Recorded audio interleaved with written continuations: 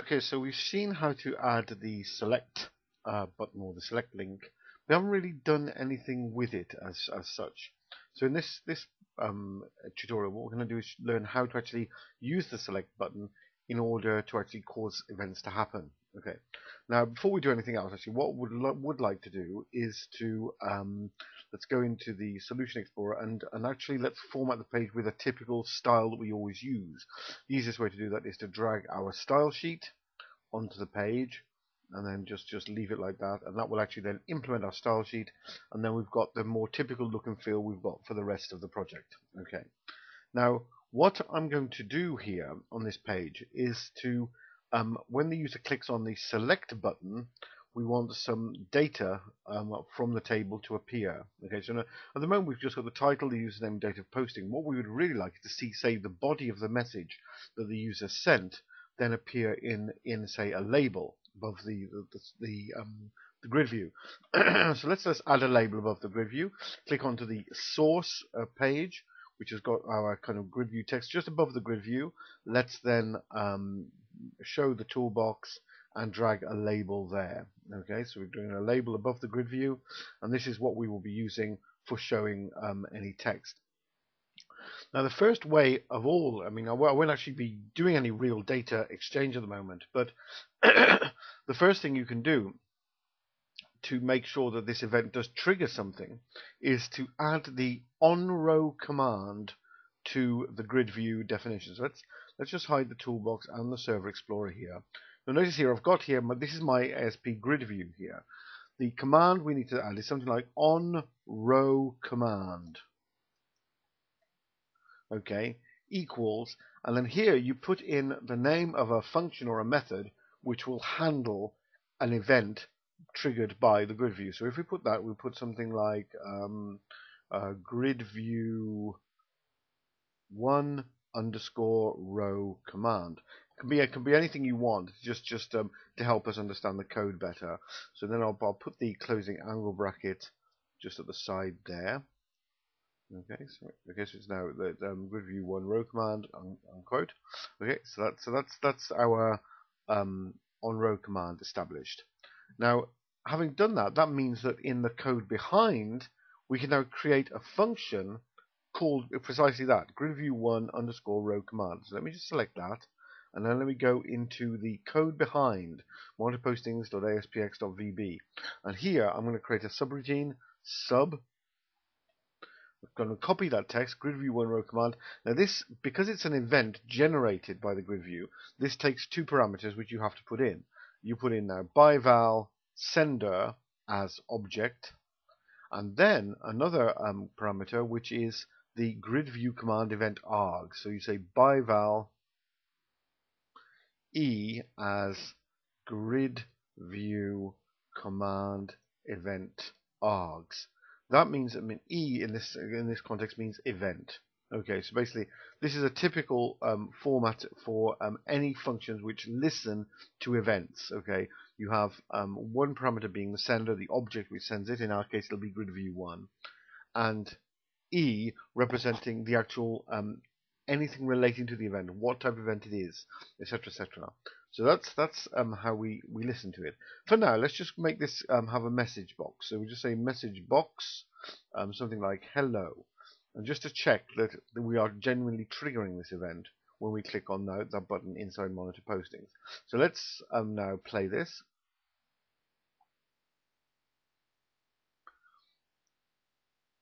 And it'll come up in the browser. Hopefully it'll have the new look and feel coming from the CSS file that I've applied here.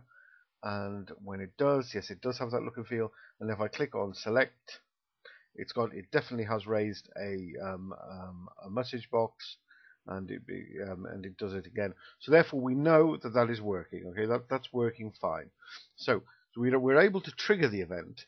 Okay, but now we need to be able to find out, say, which row of the table as being viewed is being shown, and then show some detail from that row. And we're going to put that into the label that we created.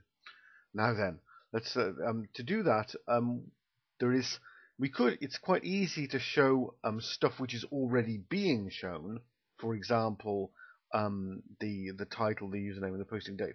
But typically, we would want to be doing that. We would want to be finding out, for example, the body text, or indeed maybe the ID field. Because if we ever want to do some database operation, we'd need to know what ID of which record is being selected. Okay. Now, to do any of that, you basically have a thing called data keys. Okay, and data key names.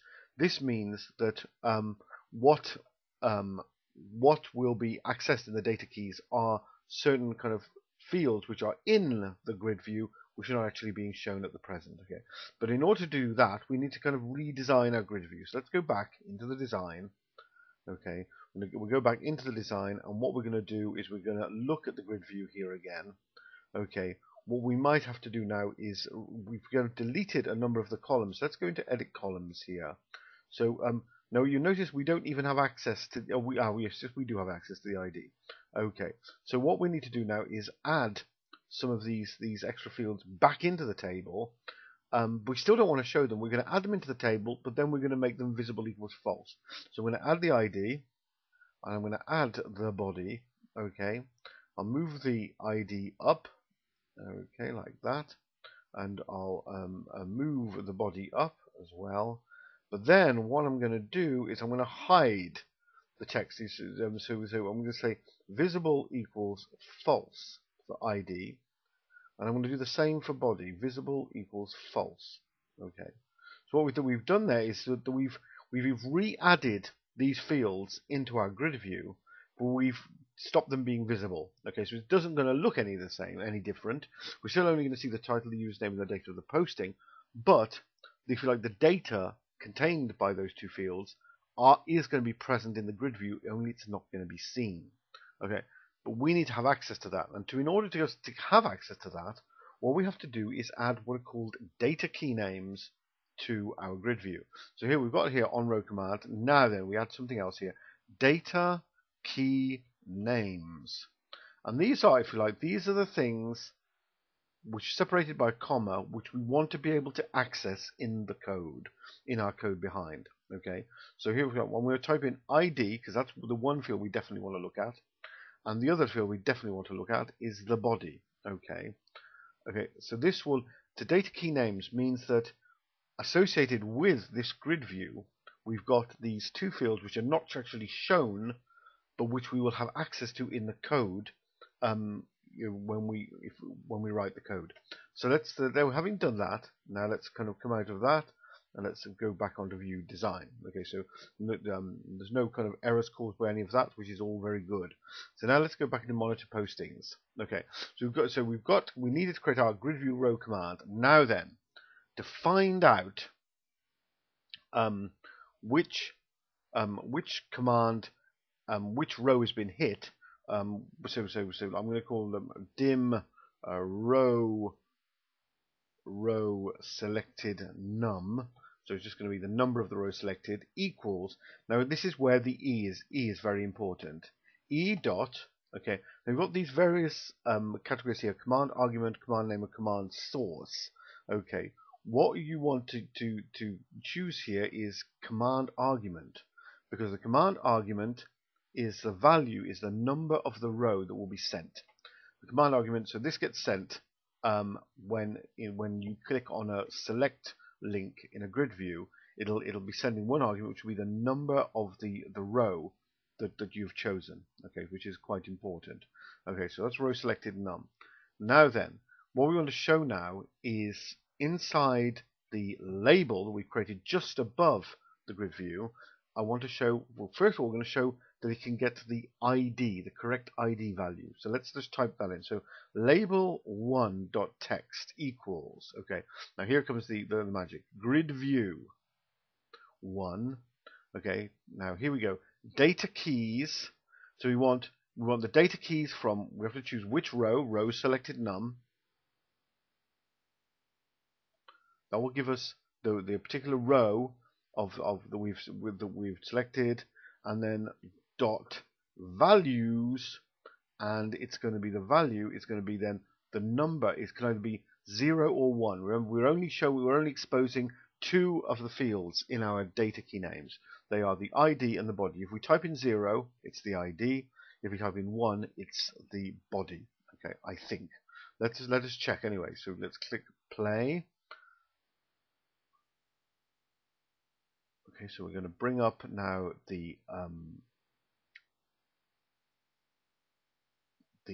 browser, and it's going to kind of hopefully open with the grid view. If my machine wasn't so slow. Yes, it does. There's the grid view. Okay. Now if I click on select, and it's chosen 1, click on the next one, it's chosen 2, next one is chosen 3, and next one is proved 4. Now that seems to be correct, because that is what we would expect. Let's just now change this such that we're going to be getting the value of the body one. So let's close this down a second, and now let us go back into Firewall Standards, and let's stop it, and then choose values 1. Okay, so if I play that,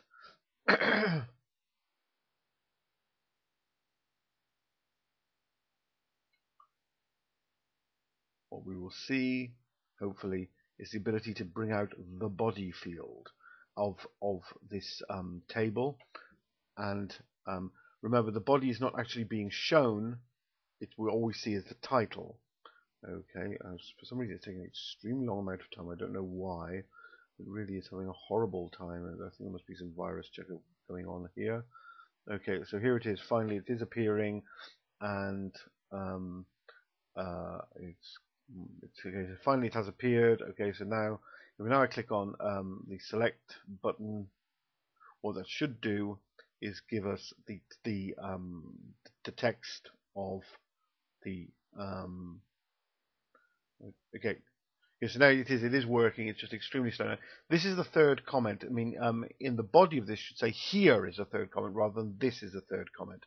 So if I now click on the select button, what should happen, as I say, is when this thing finally works, and if it does say here is my third comment, which is the comment in the body, which is different from the actual title. Okay, so that has worked. So we've been able to so some of these fields that we don't actually want to necessarily visibly show to the user can be brought up by clicking on the select button for a particular row. So that's that part done. There's a few more complications I need to explain, but I'll go on to those in the next